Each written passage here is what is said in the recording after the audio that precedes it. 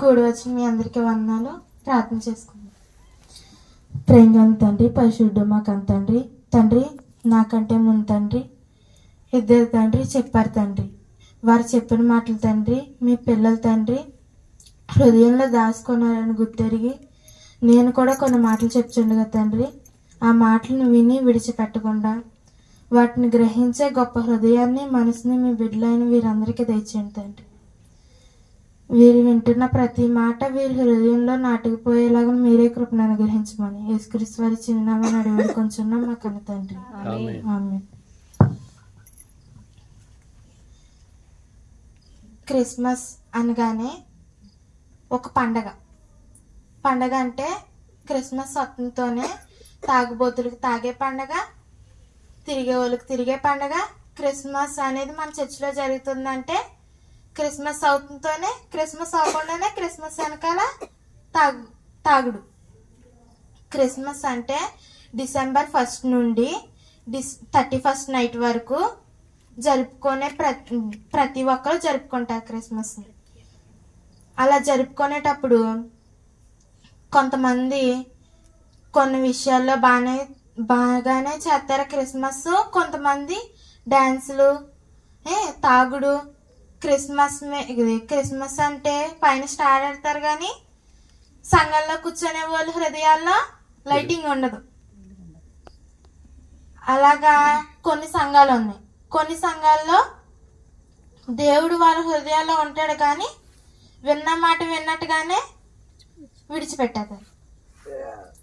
కొంతమంది కొన్ని రకాలుగా ఉంటారు. ఇప్పుడు యేసుక్రీస్తు వారు మన కోసం ఏం ఇచ్చారు, మనం ఆయన కోసం ఏమి ఇవ్వాలి అనే దాని గురించి తెలుసుకుందాం. మనకి పుట్టినరోజు అయితే మన తల్లిదండ్రులు మనకి ఏది ఇష్టమో దాన్ని తెలుసుకొని దాన్ని మనకి ఆ రోజు గిఫ్ట్గా ఇవ్వడానికి చూస్తారు. కానీ దేవునికి మనం ఏది గిఫ్ట్ ఇవ్వాలనుకుంటున్నారు దేవుడు అనేది మనకు తెలుసా? తెలీదు.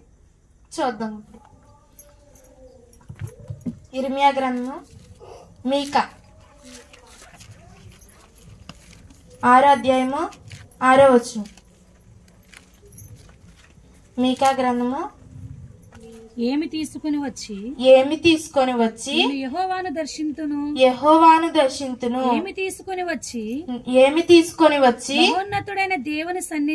మహోన్నతుడైన దేవుని సన్నిధిని నమస్కారము చేద్దును దహన బలులను ఏడాది దూడలను అర్పించి దర్శింతున వేల కొలది పొట్టేలును వేల కొలది విస్తారమైన తైలమును నదులంత విస్తార కొలది తైలమును ఆయనకు సంతోషము కలుగజేయునా నా అతిక్రమమునకై నా జ్యేష్ఠ పుత్రుని నేనిద్దునా నా పాప పరిహారమునకై నా గర్భఫలము నేనిద్దునా మనుషుడా ఏది ఉత్తమము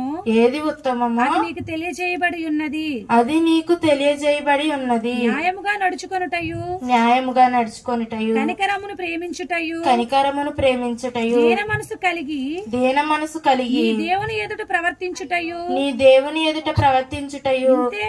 ఇదే కదా యెహోవా నిన్ను అడుగుచున్నాడు.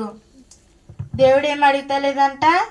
నది నిండా విస్తారమైన తైలం అడుగుతలేదంట. తైలం అంటే సెంటు. నది నిండా విస్తారమైన తైలం అడుగుతలేదంట. ఏడాది దూడలను అడగట్లేదు. వేల కొలది పొట్టేళ్లను అడగట్లేదు. దేవుడు ఏం అడుగుతున్నాడు? కేవలం దేన మనసు కలిగి ఉండటయు దేవుని ఎదుట ప్రవర్తించుటయు కనికరము కలిగి ప్రేమించుటయు న్యాయముగా నడుచుకుంటయు ఇదే కదా దేవుడు నిన్ను అడుగుతున్నాడు. బంగారం అడగట్లేదు. నీకు పుట్టిన మొదటి కుమారుని అడగట్లేదు. ఏమీ అడగట్లేదు. దేన మనసు కలిగి దేవుని యందు ప్రవర్తించుట మాత్రమే అడుగుతున్నాడు. మనకేం కావాలో అది మన పేరెంట్స్ ఇస్తారు. అది మరి మనం దేవునికి ఏం కావాలో మనం ఇవ్వాలి కదా. మనకు బ్రతికినిచ్చిన దేవుడు కదా.